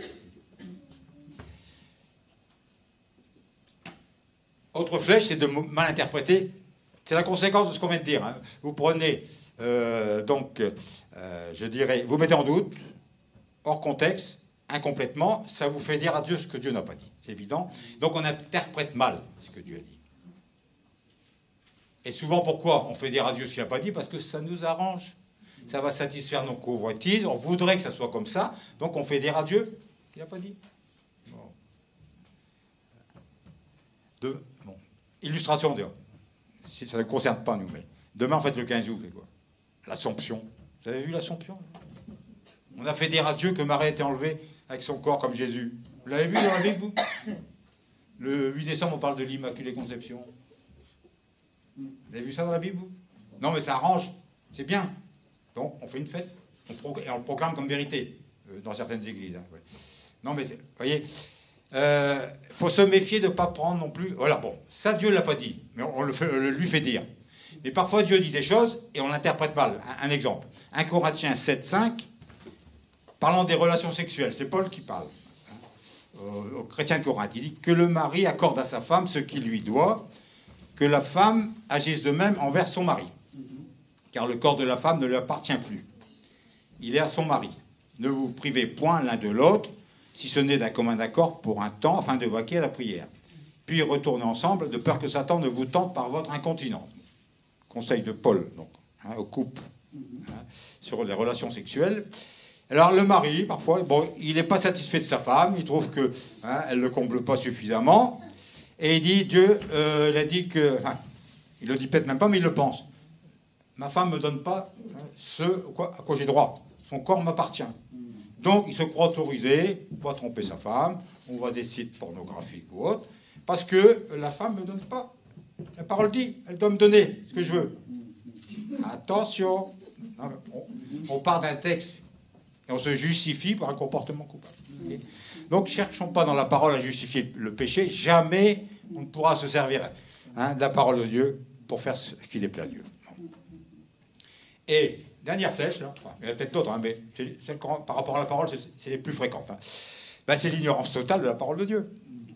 Et celle-là, c'est la plus répandue, la plus efficace. Parce qu'à partir du moment où les gens sont ignorants de la parole de Dieu, c'est des proies faciles. C'est évident. Satan, d'ailleurs, c'est l'image qui est employée dans la Bible, il voile les yeux des gens ou leur bouche les oreilles. Dieu parle de ceux qui ont des yeux ne voient pas, des oreilles n'entendent pas. Voyez. 2 Corinthiens 3,14, leur esprit est devenu. Il parle du voile qui couvre le cœur. Là, on parle de ceux qui étaient encore les Juifs avec l'Ancien Testament, incapables de comprendre. Aujourd'hui encore, lorsqu'ils lisent l'Ancien Testament, ce même voile demeure. Il ne leur est pas ôté, car c'est dans l'union avec Christ qu'il est enlevé. Donc Jésus est venu, on l'a rappelé, apporter la vérité. Il est parole de Dieu. Et on ne peut enlever le voile, comprendre et voir ce que Dieu veut nous montrer qu'à travers Jésus.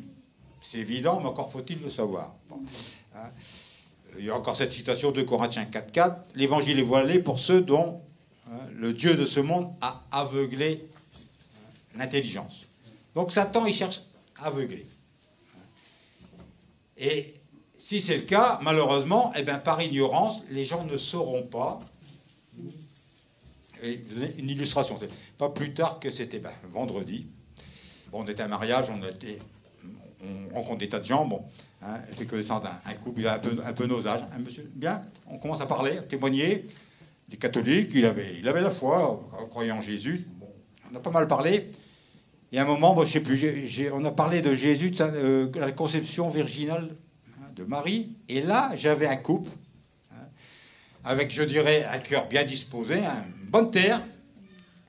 Je peux vous dire que la semence de la parole n'avait pas été semée. Pour eux, Jésus était le fils de Marie-Joseph. Ben, je dis, ben, Jésus, c'est qu'un homme, là. Oui, c'est un homme.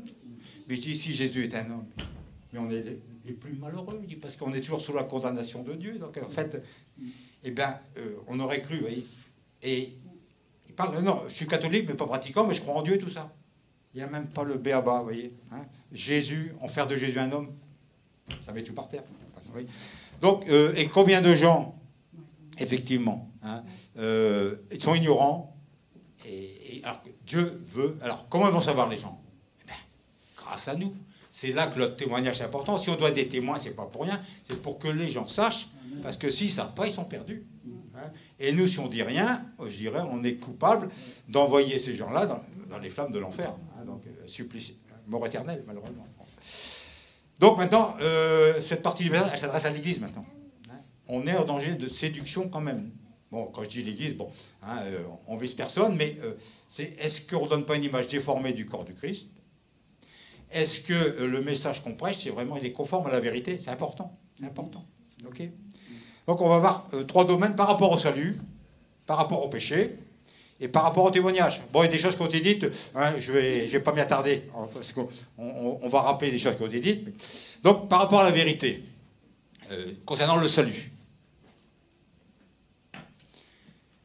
Bon, on sait, hein, j'espère que vous avez bien été enseigné, on est conscient qu'on est pécheur, on est conscient de ce que Jésus a fait pour nous, on est conscient que Dieu nous offre son pardon, si on veut être sauvé, et on accepte le pardon de Dieu. Donc, hein, et après, on marche à la suite de Jésus, on marche avec la vie de l'Esprit en nous, enfin bon, on connaît tout ça. D'accord? La vérité, c'est ça. Maintenant, si on ne donne qu'une demi-vérité, c'est-à-dire que si vous ne parlez que des bonnes choses, et c'est vrai que vous faites votre démarche de conversion, vous devenez une nouvelle créature, c'est vrai que la présence du Saint-Esprit de Dieu est en vous, c'est vrai que vous demanderez à Dieu, en tant qu'enfant, il va répondre à vos prières, tout ça, c'est vrai que, effectivement, que Dieu va s'occuper de vous, d'accord? Mais si ça en reste là, il y a une partie qui manque. Et c'est une vérité tronquée, donc c'est un mensonge. Parce que si vous ne dites pas qu'en fait, eh bien,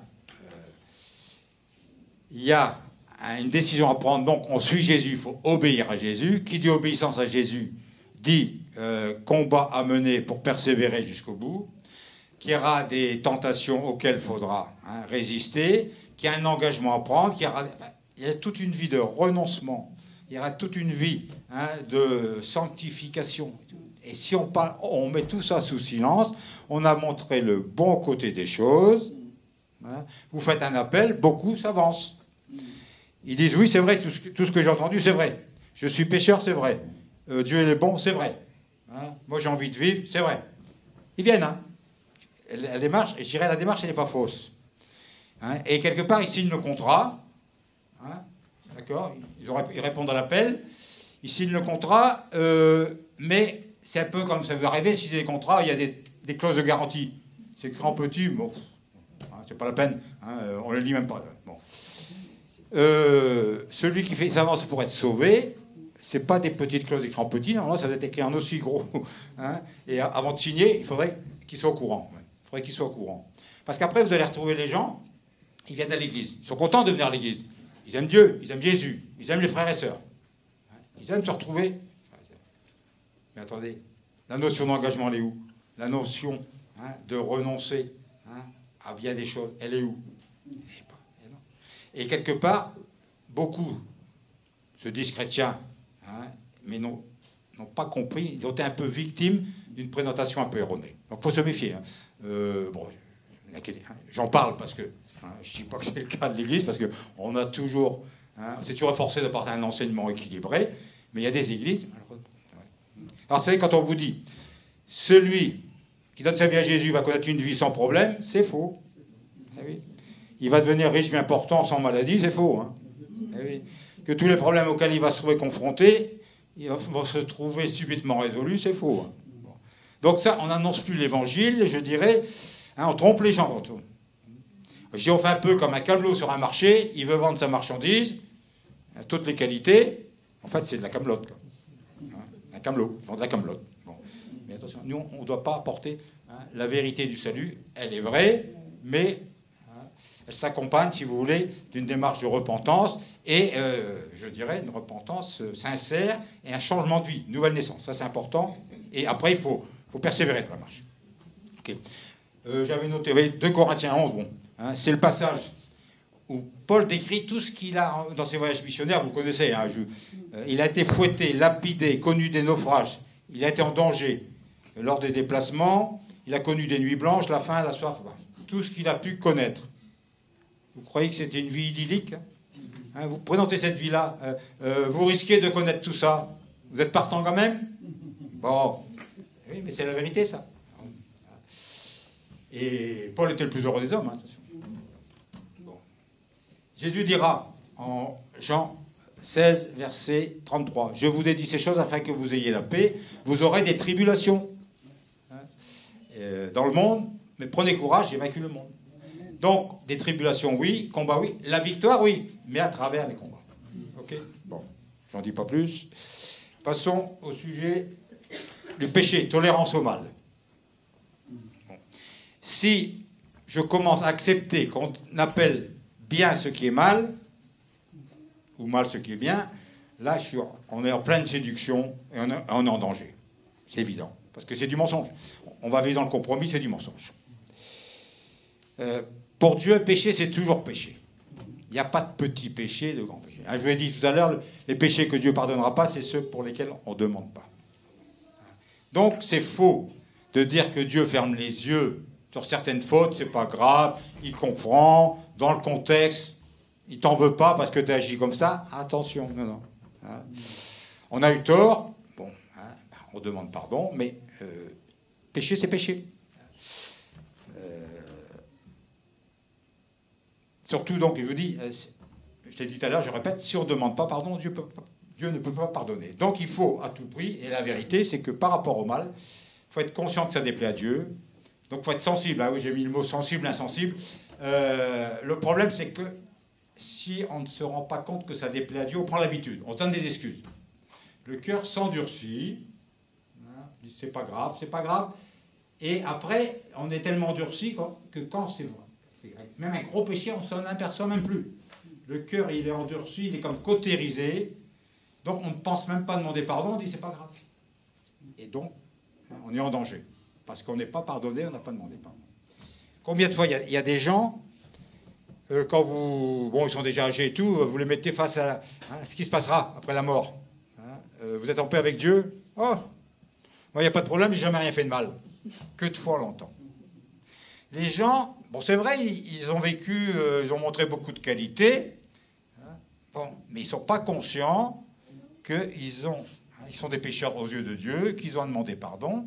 Hein, et donc, pour eux, c'est l'enseignement, Dieu est bon, il n'enverra personne en enfer, n'inquiétez pas, non. Il aime trop ses créatures. Hein.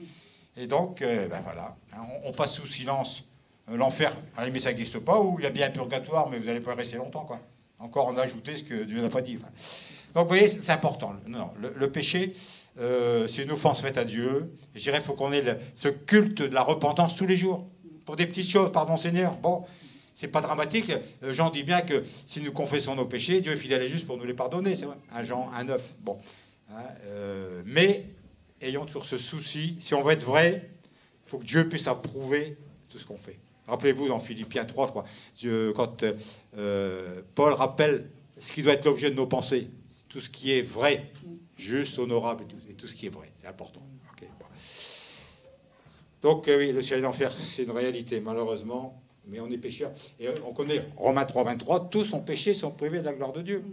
Hein? Et il y a aussi 1 Jean 1,10 qui dit, si nous prétendons n'être coupables d'aucun péché, nous faisons de Dieu un menteur. Ok, d'accord. Et donc, un dernier domaine, c'est par rapport au témoignage. Et ça, là, on est encore plus concerné, je dirais, que les points précédents, parce que c'est tous les jours, là, qu'on est appelé à avoir ce témoignage de porter la vérité. Il faut que dans ma façon de vivre, ça corresponde à ce que je dis. Il ne faut pas qu'il y ait une différence. Sinon, là encore, on est dans le compromis, et je dirais c'est de l'hypocrisie. Dire des choses et ne pas le faire, c'est de l'hypocrisie. Et on sait comment et à quel point Jésus a dénoncé cette attitude hypocrite qu'il avait décelée chez notamment les pharisiens. Vous vous rappelez donc ce passage. Ah oui, il n'est pas dit. Voilà. Ça, c'est il faut se méfier, voyez, de toute hypocrisie. Jésus a dit, Matthieu 23,3, tout ce qu'ils vous disent de respecter, faites-le, respectez-le, n'agissez pas comme eux, ils disent et ne font pas. Manque de concordance entre nos paroles et nos actes. Et Jésus va vraiment les blâmer ouvertement. Il va dire, vous êtes des sépulcres blanchis. C'est-à-dire que vous êtes morts spirituellement. C'est beau à l'extérieur, mais à l'intérieur, c'est que de la pourriture. Et Paul va dire aussi en 2 Corinthiens 11, verset 13, 2 Corinthiens 11, 13, je vous cite, il parle de tous ces prophètes de mensonges et tout, vous voyez. Oui, parce que, vous savez, l'Église, dès le départ, elle était en danger de séduction. Vous savez, il y a Paul qui mettra en garde Timothée, il lui dira attention, parce que les hommes vont se détourner de la vérité, vont se tourner vers des mensonges. Pierre parle de ces enseignants de mensonges. Jean parle des prophètes de mensonges. Dès le début de l'Église, il y avait déjà des faux d'enseignement. Oui, passons. Donc Paul dira, ces hommes-là sont des faux prophètes déguisés en apôtres de Christ. Ça n'a rien d'étonnant. Satan lui-même se déguise en ange de lumière. Il n'est donc pas surprenant que ces agents aussi se déguisent en serviteurs de ce qui est juste, mais ils auront la fin que méritent leurs œuvres. Donc attention, on est dans un monde, on aime bien voir du spectaculaire, on aime bien de voir tout ce qui séduit, tout ce qui nous enchante, c'est vrai. On veut des miracles, on veut des signes, et Dieu fait des miracles et fait des signes. Mais ceux qui sont dans le mensonge, ils vont aussi faire des miracles et des signes, mais leur pouvoir ne viendra pas de Dieu, mais de Satan. Satan est capable de se déguiser en ange de lumière. Tout comme il est capable d'entrer dans la bergerie, le loup déguisé en brebis. Et il est capable, eh bien, de venir en pompier et allumer le feu, comme un pyromane. Eh oui. Ça, faut se méfier de ça. Quelle est la réalité, normalement? Eh bien, dans mon témoignage, je suis un serviteur de la vérité, je suis humble. C'est-à-dire que je reconnais mes faiblesses. Je ne cherche pas à épater, je ne cherche pas à montrer des choses étonnantes. Vous savez, mon pouvoir, il vient de Dieu. On est collaborateur de Dieu, c'est le Saint-Esprit qui agit au travers de nous. Dieu va faire des grandes choses en nous. Mais ce n'est pas nous qui sommes grands. Nous, on est petits, on n'est rien. Rappelez-vous d'ailleurs, j'ai noté là, le passage 1 Corinthiens 1, 26-27, on connaît bien, c'est Paul qui dit, considérez frères que vous qui avez été appelés, il n'y a ni beaucoup de sages, ni selon la chair, ni beaucoup de puissants, ni beaucoup de nobles. Dieu choisit les choses folles du monde pour confondre les sages, les choses faibles du monde pour confondre les fortes, les choses viles du monde, afin que nulle chair ne se glorifie. Nous, devant, on n'est rien. On est au service de Dieu, c'est un privilège, mais on n'est rien. Et ça, il faut savoir le reconnaître. Dieu va faire des grandes choses. Mais comme on dit, à lui la gloire, c'est vrai, et pas l'homme, à lui la gloire. Donc, il y a des églises qui cherchent un peu trop parfois. On cherche le... Non, il faut des miracles, attention. Mais on cherche trop à vouloir paraître comme que des gens bien, des super chrétiens, tous bien. Formidable. Ils n'ont pas de défauts, ils sont parfaits. Attention, là, on se met en danger. On se met en danger parce que le monde nous regarde. On est une lettre écrite sur nos cœurs par le Saint-Esprit. Mais c'est une lettre d'amour. Donc cette lettre d'amour, les gens, vous savez, ils voient quand même. Ils voient peut-être pas la parole de Dieu, ils n'entendent peut-être pas la parole de Dieu, mais ils voient ce qu'on dit, ils voient ce qu'on fait. Et s'il n'y a pas de concordance, on prétend avoir l'amour de Dieu en nous, on prétend être des frères et sœurs qui vivent dans l'amour, la communion fraternelle. Si ce n'est pas le cas, ils vont voir. Et là, le témoignage, ils ne voient rien. Ils ne voient rien, c'est évident. Donc, méfions-nous. Acceptons d'être imparfaits. Mais il faut que la vérité soit en nous. Eh oui. Parce qu'on a tous nos défauts. Bon, on marche vers la perfection, la sanctification, c'est vrai. Mais rappelez-vous, David, le grand David, l'homme selon le cœur de Dieu. celui dont est issu la postérité, Jésus, fils de David. Bon. David, pourtant, un jour, il a quand même chuté un jour. On sait qu'il s'est laissé séduire, il est tombé dans l'adultère, suivi d'un crime, bon, quelque chose d'horrible. Il faudra que Dieu envoie Nathan pour faire prendre conscience à David de l'horreur de ce qu'il a fait. David va comprendre. David va se repentir. Dieu va faire un travail de repentance, il va pardonner à David. Et David, dans le psaume 51, là, où il exprime vraiment son cœur repentant, il va écrire donc au verset 8 du psaume 51, « Tu veux que la vérité soit au fond du cœur. » Ça, c'est ce que Dieu veut. S'il y a la vérité au fond de notre cœur, c'est garantie assurée, le malin, il ne pourra pas venir. Il ne rentrera pas. Il ne pourra pas nous nuire si la vérité, elle est là. Mais le moindre mensonge, la moindre duplicité, le moindre compromis, c'est une porte ouverte. Et comptez sur lui, il ne va pas se faire prier pour rentrer et faire des dégâts. Non. Donc ça suppose quoi? Ça suppose, si vous voulez que la porte de votre cœur reste fermée, eh bien, d'abord, soyez à l'écoute. Oui, pas grave. Ça s'affiche. Je peux tout mettre en même temps. À l'écoute, la vérité. Ça ne suffit pas. Bon, faut connaître, faut la lire, faut l'étudier, faut la connaître parce que sinon, vous ne pourrez pas la proclamer, vous ne pourrez pas vous y soumettre. Bon. On marche dans la vérité. Bon, attendez, je ne sais pas où. Marcher dans la vérité, c'est évident. C'est-à-dire dans la communion fraternelle, dans l'amour aussi. Hein. Comme j'ai dit, on ne peut pas marcher dans la lumière, dans la vérité, si on ne marche pas dans l'amour. C'est important. Il faut proclamer cette vérité aussi. Agir dans la vérité et, je dirais, surtout, mener une vie de sanctification. Rappelez-vous, Jésus, quand il a prié son Père en Jean 17, 17, il dira « Sanctifie-les par ta vérité. Ta parole est la vérité. » On se sanctifie en marchant dans la vérité et surtout, donc là, c'est vraiment à l'écoute du Saint-Esprit. Jésus a envoyé son Saint-Esprit, esprit de vérité, qui va nous convaincre. C'est lui qui va nous aider à discerner si on est dans le vrai ou dans le faux. Si c'est bien, si c'est mal. Donc, on doit vraiment être à l'écoute, nous laisser guider par cet Saint-Esprit. Et vraiment, et c'est lui qui va nous convaincre. Il convainc de vérité et de juste. OK.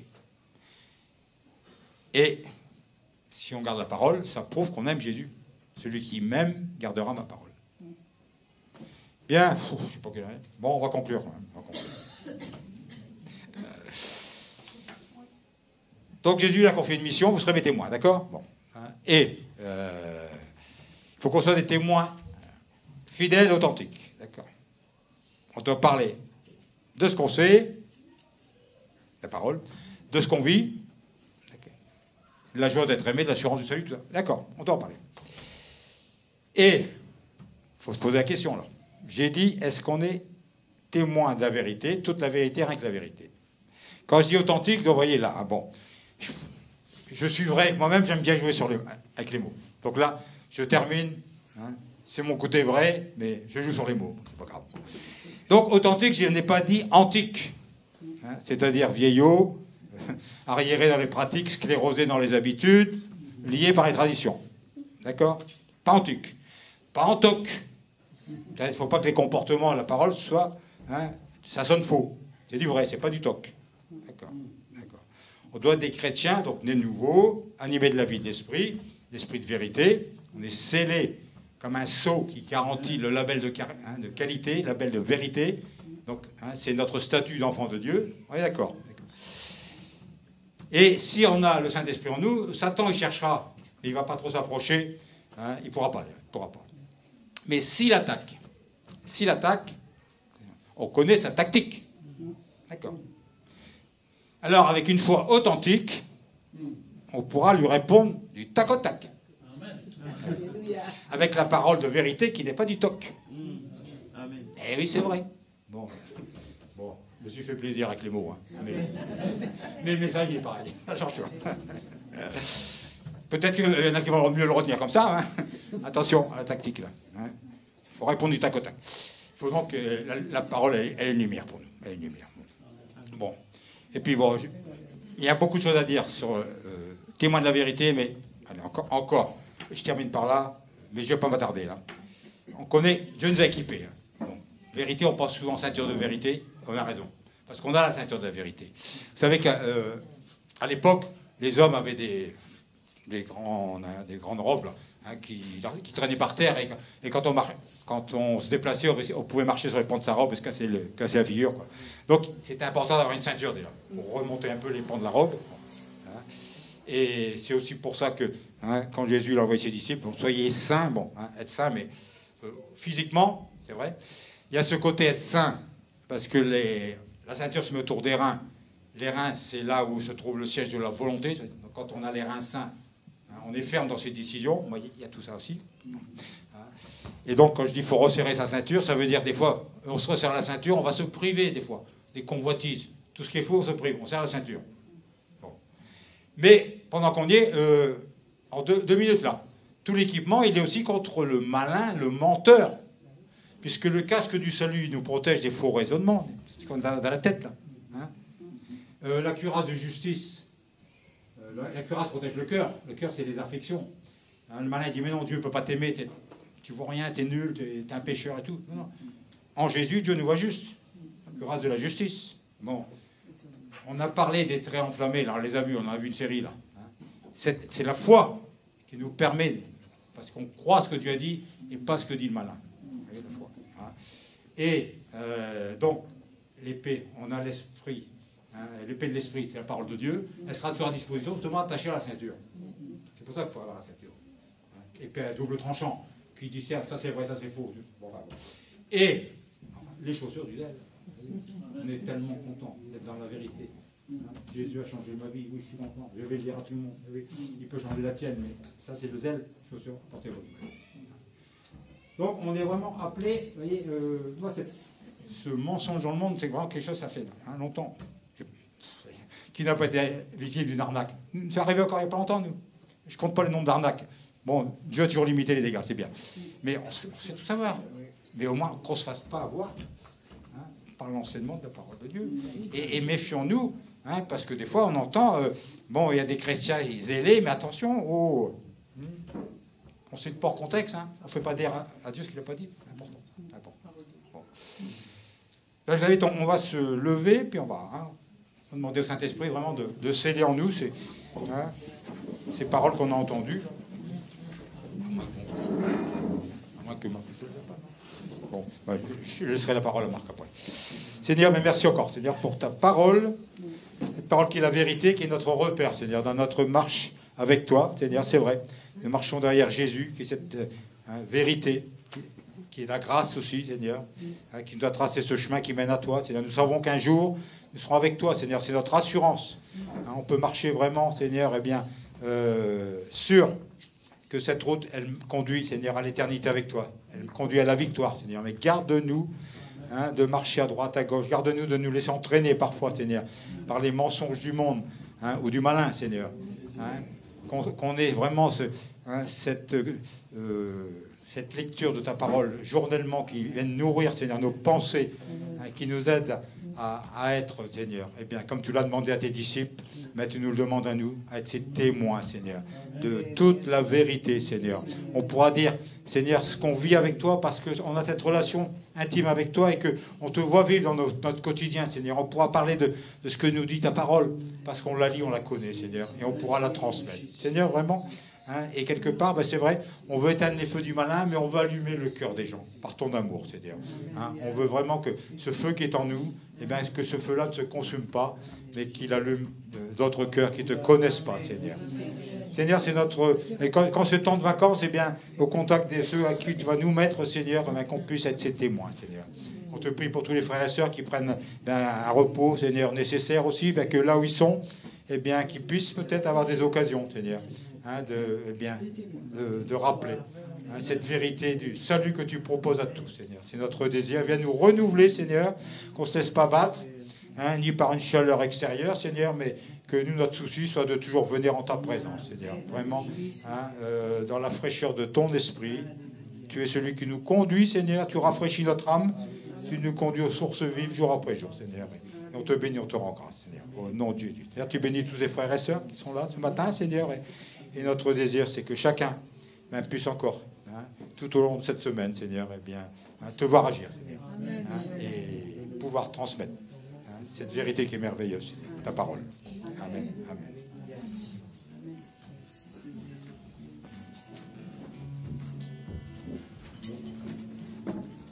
Toi, la lumière qui a vu nos ténèbres, ouvre mes yeux, je veux voir.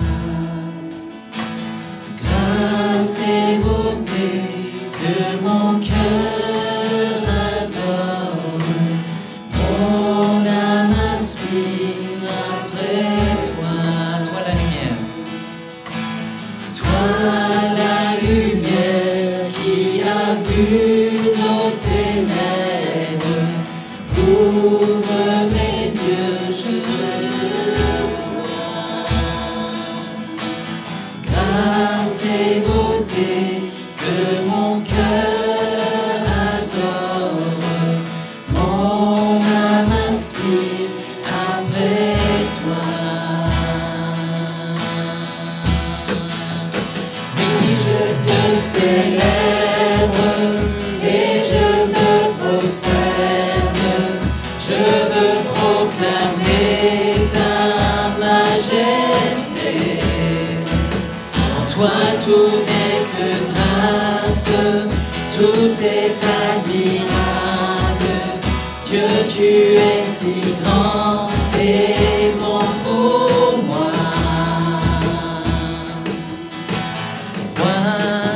Tout temps, vers toi vont nos hommages, la gloire au plus haut des cieux. Sur cette terre, tu t'es fait misérable, humble et petit par amour. Puis je te célèbre et je me prosterne, je veux proclamer ta majesté. En toi tout n'est que grâce, tout est admirable. Dieu, tu es si grand et bon pour moi. Puis je te célèbre et je me prosterne, je veux proclamer ta majesté. En toi tout n'est que grâce, tout est admirable. Dieu, tu es si grand et bon pour moi. Je ne saurais jamais le prix de tout ce que tu as subi. Je ne saurais jamais le prix de tout ce que tu as subi. Oui, je te célèbre et je me prosterne, je veux proclamer ta majesté. En toi tout n'est que grâce, tout est admirable. Dieu, tu es si grand et bon pour moi.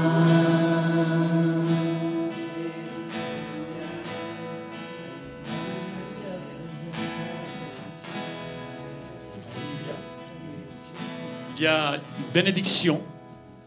L'Éternel parla à Moïse et dit, parle à Aaron et à ses fils et dit, vous bénirez ainsi les enfants d'Israël, vous leur direz que l'Éternel te bénisse et qu'il te garde, que l'Éternel fasse luire sa face sur toi et qu'il t'accorde sa grâce, que l'Éternel tourne sa face vers toi et qu'il te donne la paix. Amen. Amen. Dieu vous bénisse. Il y a une réunion de prière ici ce mardi et ensuite, donc les 2 mardis qui suivent, c'est libre. Mais on est ici donc ce mardi, dans une de prière. Vous êtes tous invités à venir et intercédons et cherchons la face de Dieu ensemble. Que Dieu vous bénisse. Saluez-vous les uns les autres. Saluez les personnes nouvelles autour de vous aussi. Vraiment que la grâce du Seigneur soit sur chacun de nous. Amen. Amen.